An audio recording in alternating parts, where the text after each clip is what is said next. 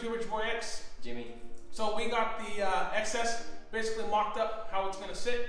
I stole this Springer front end off of Jimmy's Sportster. We're not sure how far it is over. It's probably 10 over, maybe 8 over. 10, 12, probably. Yeah, it's pretty far over. So in the video, I did some voiceovers. I tried some voiceovers. Let me know if you guys like the voiceovers. Usually I just do background. I try to mix it up this time. We got the front tube welded in there. It turned out really sick. It was super easy to build. On the tank too, I'm gonna do another video on the tank where I get it all welded up, sealed up, and do some body work to it to get it perfect. That's pretty much it on this video. Stay tuned for the next one. We're gonna keep building on it. Let me know some colors, possibly some color schemes that you guys might like to see it. You know, we're gonna powder coat the frame. If you want to see the front end left chrome, the Invader will. You know, what you guys think about it as far as what color scheme you would like to see it. Jimmy can airbrush and do everything like that on the tank. That's what we plan to do. I think we got one more thing to build, and that's going to be the fender. And after the fender's built, it's pretty much just, that's pretty much going to be it. I guess getting it running and driving it, giving some apes. Let us know what kind of bars you guys like to see on it. That's pretty much it, I think. Alrighty guys, so basically what I'm going to be doing is taking the Sportster peanut tank and I'm going to be making it fit this frame a little bit better. This tank came with the bike, so I do not plan on purchasing a tank. I'm just going to build one. It's going to save me some money on this build and it's going to look much better. I definitely think that anytime you put a full-size tank on a smaller framed motorcycle, it's just so overpowering. I don't think it looks that good. You know, to each his own. I'm just going to make this tank fit this frame the way I want it to fit it to make sure it looks good. Alrighty, so basically what you're going to see me doing here is grinding that weld off the bottom of the tank. Grinding that weld off the bottom of the tank to separate the actual tank skin from the belly of the tank. And this does take quite a bit of time. It's going to be kind of fast here, obviously, because I'm cutting some pieces out of it. In total, probably going to have, you know, 60 hours in the entire tank. This process takes quite a bit of time to grind that weld off of there. So I'm going to push around the edge to see if I can see where it's separating at. And that's basically where I build my ideal how far I need to come down on that pinch weld.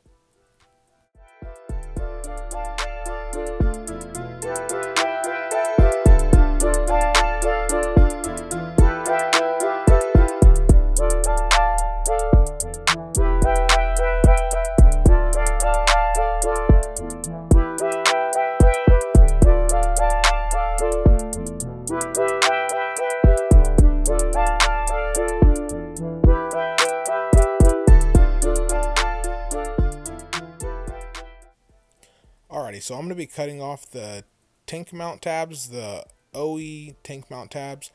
I may repurpose them later on. I'm not sure.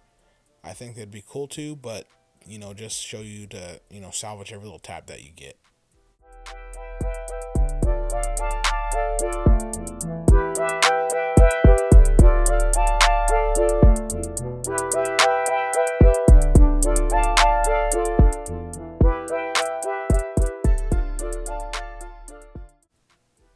Taking my pry bar here and applying it between the belly pan and the actual tank skin, and I'm just going to hammer it in between there to split them completely, and I'm going to run that pry bar down the separation of the tank.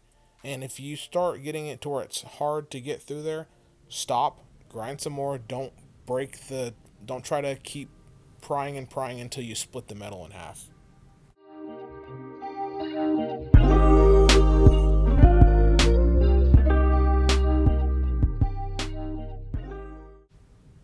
Alrighty, so I'm drilling out the vent tube that runs between the bottom of the tank. It exits out the bottom of the tank and it goes up to the filler neck of the gas. So if you overfill your tank, it just pours out of the bottom there, basically is what you see there. I'm going to show you where that vent tube's at and what the hole looks like that I drilled.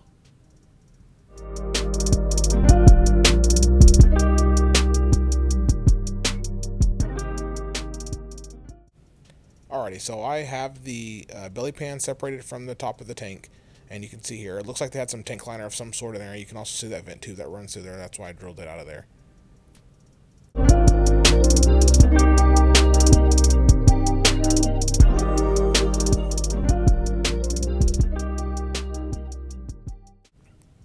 Alrighty, so I used a hole saw for the filler neck. I drilled it out, and I'm going to reuse it later once I get the tank cut down.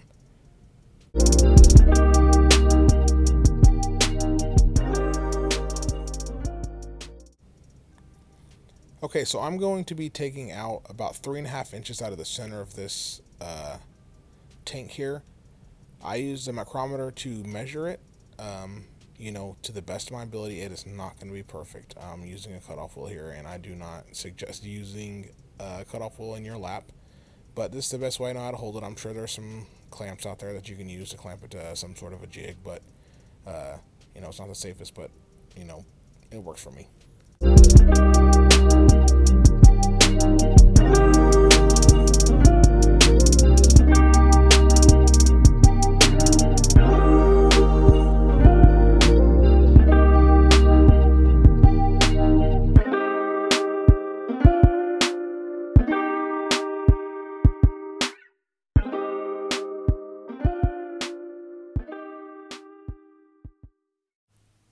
Alrighty, so I got my micrometer set to the 3.5 inches. I scribe it here. That's basically just to give me a starting point for my cutoff wheel.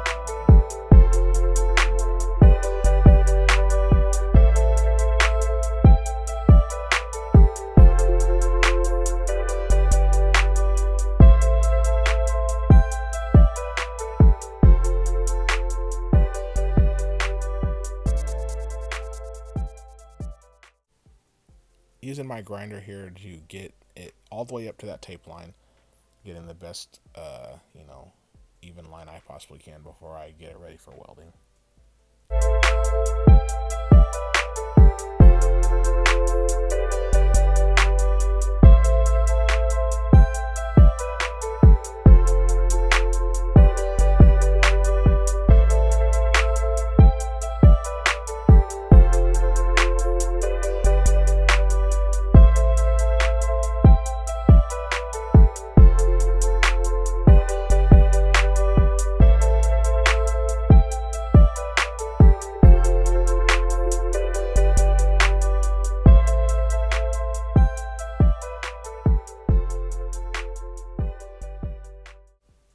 Alrighty, so like I said, I used my micrometer, and in the center here I took off 1.5 inches, and that's going to bring the center of the tank in so that I can meet it up with the back. I also measure the bottom, and I take off a 1-inch strip off the bottom, and that's going to close it up to the back so that it can just be one solid piece there.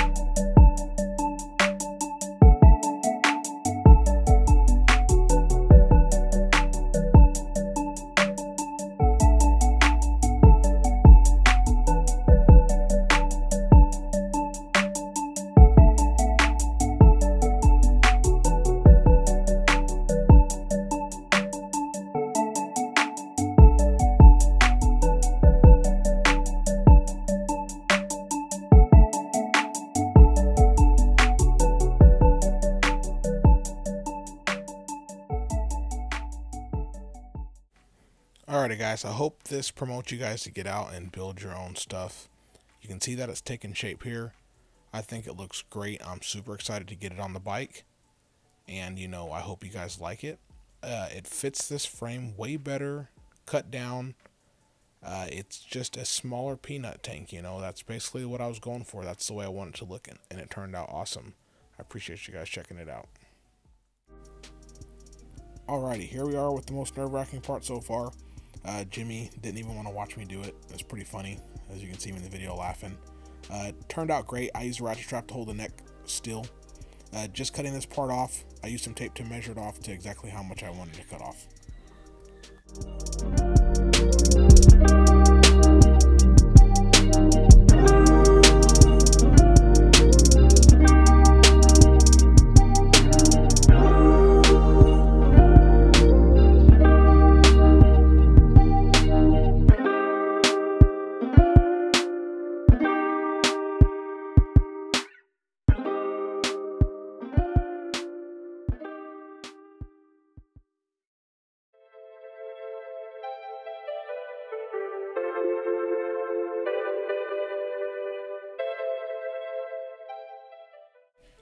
Okay, so I'm getting this new down tube ready to fit into the area that's cut off there. It's about 11.5 inches.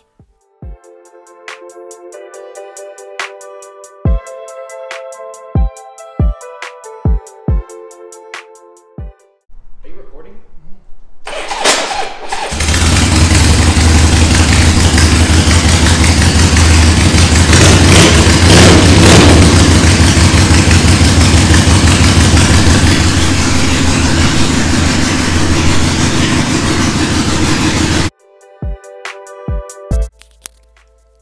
Shout out to our boy Chris for these pretty dope shots.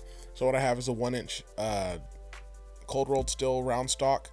It's for the frame. It's the perfect diameter of the inside of the frame there. It's gonna slide in there, and I'm gonna use it for some structural rigidity to strengthen that area up where I cut it.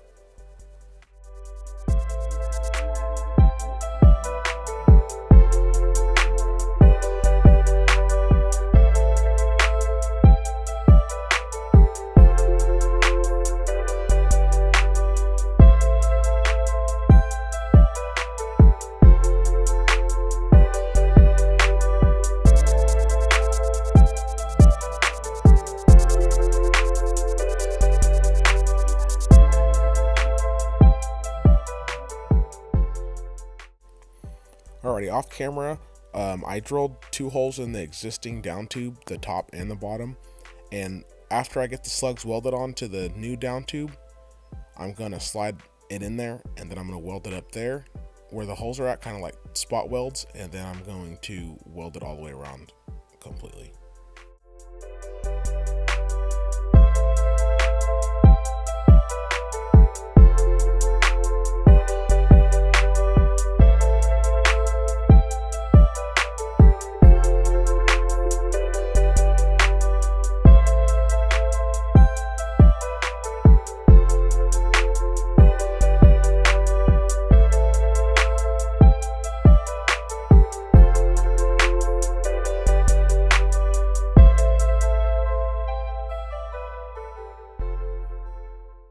Alrighty, so I have that bottom slug welded in there. I'm just kind of sliding in there, make sure it's still gonna fit. I'm gonna slide the top one in there, and obviously it's hot, so excuse my language. Okay, so I got that down tube in there. This part just turns out great. I mean, it slides right in there. We had no problems with it. Basically, that all I have left is just welding it up.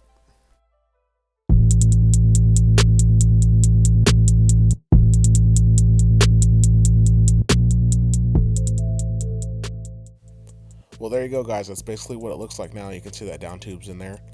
I hope you guys like how it's turning out. If you have any questions or concerns, please comment. Please like and subscribe. I appreciate all the new subscribers. If you're just now tuning in, this is a build series. There's 2 other videos prior to this one, and we're almost on the home run stretch. Thank you.